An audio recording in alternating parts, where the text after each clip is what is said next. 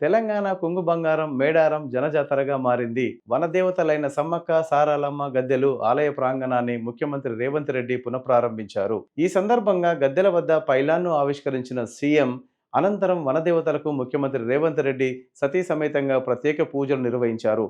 మేడారం సాంప్రదాయం ప్రకారము ముఖ్యమంత్రి రేవంత్ రెడ్డి తన మనవడితో కలిసి వనదేవతలకు నిలువెత్తు బంగారాన్ని సమర్పించుకున్నారు.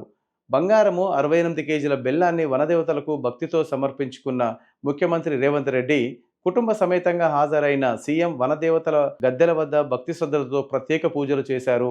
ఈ కార్యక్రమంలో మంత్రులు సీతక్క, కోమటిరెడ్డి వెంకటరెడ్డి, ఇతర ప్రజాప్రతినిధులు, స్థానిక నాయకులు విశేషంగా పాల్గొన్నారు. తెలంగాణ కేబినెట్ మీటింగ్ తొలిసారి నగరానికి ఆవల తెలంగాణ తల్లి లాంటి పల్లెల్లో వనదేవతల సమక్షంలో మేడారం ప్రాంతంలో జరగడం విశేషం. తెలంగాణకు ప్రత్యేకమైన మేడారం మహాజాతర ఈ ఏడాది జనవరి 28 నుండి 31 వరకు జరగనుంది.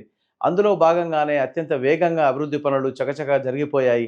సమ్మక్క సారలమ్మ గద్దెలు మేడారం వనదేవతల ప్రాంగణాన్ని సీఎం రేవంత్ రెడ్డి పునఃప్రారంభించారు. ఇక్కడే కేబినెట్ మీటింగ్ సైతం నిర్వహించడము ప్రత్యేకం.